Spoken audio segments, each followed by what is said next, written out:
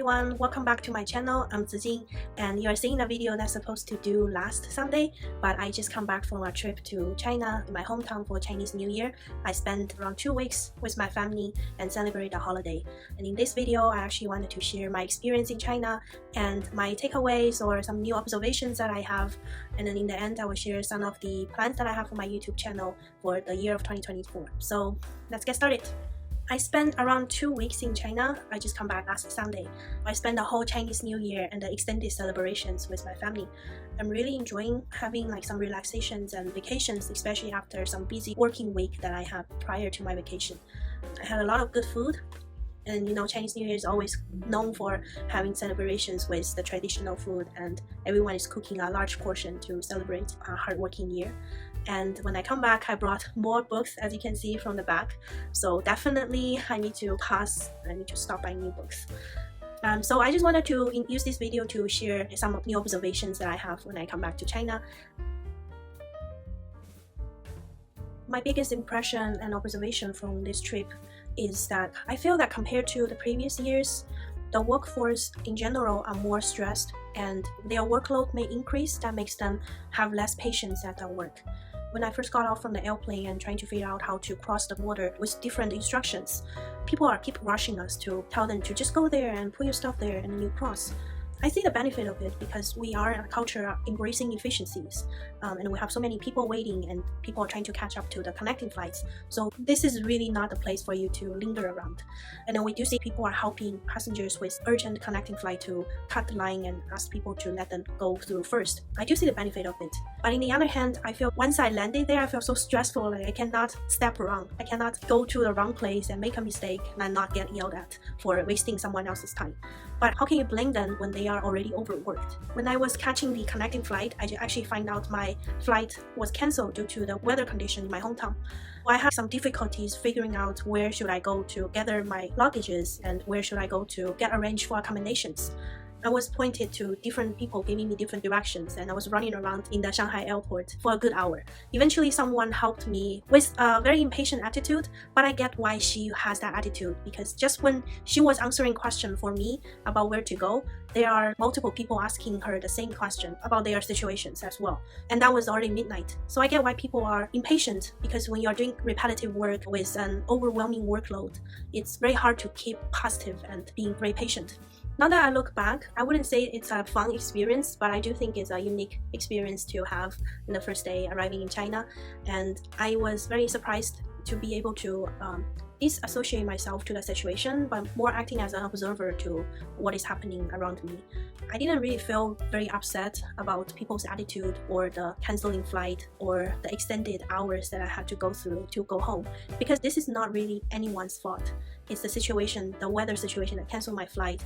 It's the over workload that made people impatient. And ultimately, I arrived home safely, and that's what it matters.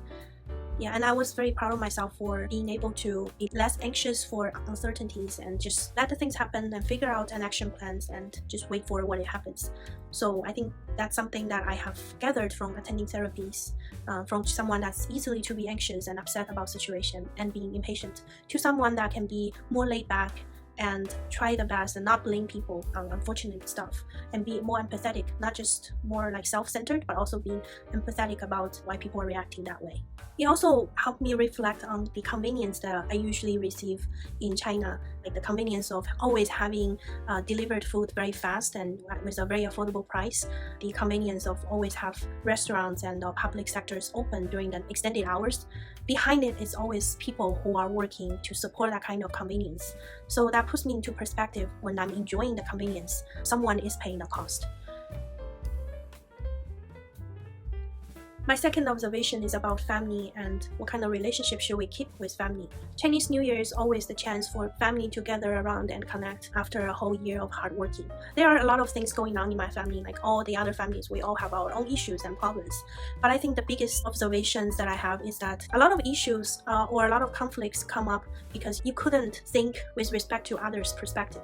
We are so used to think our own ways of having our own lenses to look at the world. We forget that everyone is different different. Everyone has different points of views, everyone have different values, everyone have different preference. So when you see someone think different from you, maybe you can understand that person more if you trying to put yourself in their shoes. Just as the book To Kill a Mockingbird says, you never really know a man until you stand in his shoes and walk around in them. So I think especially for families who are supposed to care for each other and love for each other, when differences emerges, it's nice to have the ability to put yourself in others' shoes for you to really embrace the difference and agree to disagree. You can have differences and you can still love each other. I wouldn't discuss the actual problems, but I think that's one of the main takeaways that I have observing some situations going on in my family. Another thing that really hits me when I was thinking about what happened in Chinese New Year during family gathering is a quote from a very famous writer, Zhang Aining. She said, "Life is a gorgeous gum crawling with lice." So you see from far away, you see their life is so perfect, this family is so perfect. But if you look closer, there are actually holes and there are actually fights and arguments. It's just unavoidable. So sometimes I look at those family pictures for the extended family and we had some good time. And then you think about like all the arguments that happened. And that quote actually make a lot of sense. And I think that's why I really think the therapeutic sessions that I had was really helping me in distilling these observations or feelings that I have. I also mentioned in my previous point that how much have I changed from facing uncertainties or an upsetting situation? How did I learn to disassociate myself from the situation and be more acceptable? And I also talk about what happened in the Chinese New Year with my therapist, and he really helped me navigate through all those emotions that I felt. And he really helped me normalize what I'm feeling. Therapists really help me recognize emotions that I have before I can learn how to cope with them. It's very important to not denying what you're feeling, because whatever you're feeling is valid. It comes because of something happened to you, either right now or in the past, that you're forming this way of approaching problems. Your emotions comes with specific problems. That's a pattern that you will realize if you have more awareness. And awareness is the first step to overcome negative feelings. You should never be ashamed of feeling it, and admitting it is the first step to really learn how to cope with them. Maybe in the future, I will have a video talking more details about how am I benefiting from going to therapist. Another thing I want to share about my trip to China is this very good movie that I had watched over there. It's called You Only Live Once. It's a really inspiring movie that talks about a girl who are gaining her life back through boxing when life threw rocks at her, that she was betrayed by friends, lovers, parents, and siblings and relatives, how she regained her confidence in life, confidence in herself, not through other people or some friends that come to save her, but through herself, that she was seriously training in boxing. She lost tons of weight, and the first game that she has, fighting a profession, of course she didn't win as an amateur, but she stand through the whole game and find herself through boxing. And it's really, really inspiring, because how do you define winning? Do you have to really take down the competitor, or as long as you stick through it, you tried your best, and that already counts as winning? All those things that really makes me appreciate a movie that really doesn't emphasize on winning, on be a person that meets the successful standard of the society. No, you don't have to be. As long as you tried your best, the process of getting there, getting to the boxing stage, is much more important than the result of it. And to that extent, it was all the sweat and even blood throughout the process. And watching the movie really made me miss my time working out when I was able to lift a lot of weight. I was actually at one point able to do 170 pounds in deadlifting. But since last November, I've been continuously sick with different symptoms. A cold, a serious coughing, and even right now I still have some kind of uncomfortable in my throat. Being sick made me realize how important being healthy is. It makes me feel lose of control of my life, that I have to be disruptive in my working out plans, in my working plans. A lot of times I have to work with a headache or with sore throat, and that really lower my productivity. Watching the movie just made me realize how much I miss being powerful, all the strengths that I can have whenever I have to carry a 5-gallon water, or when I'm trying to lift up a furniture at home. And then being sick or being disruptive of my working out plan really set me back and made me appreciate being healthy much more.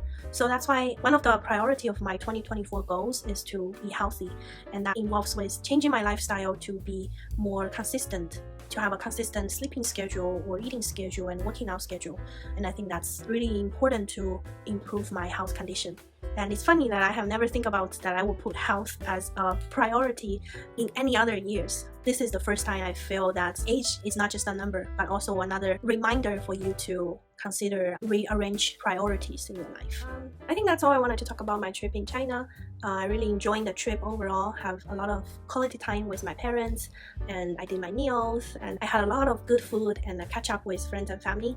So it's a really nice trip, a really refreshing one as well from the busy work. And then during my trip, I received a notification that someone has commented on my YouTube video asking me to have a video about my workload as a data scientist. So I think in this video, I also want to share some plans that I have for my YouTube channel for 2024. So I want to still maintain the bi-weekly updating schedule that I had in the past. And also for the topics, I already have something in my mind. One is 1 day of my life as a work from home data scientist. Another one, I wanted to make a video about how do I do note-taking at Notion for all the books that I read. How do I make personal library out of it? So I think that would be very beneficial for people who want to keep a good note-taking system. And another thing I mentioned is I want to share my experience going to therapies and how has that helped me throughout those years in different areas. So I think that will be beneficial as well. And if you are interested in any other topics, please leave a comment below. And thank you all for watching this far, and I will see you next time. Bye!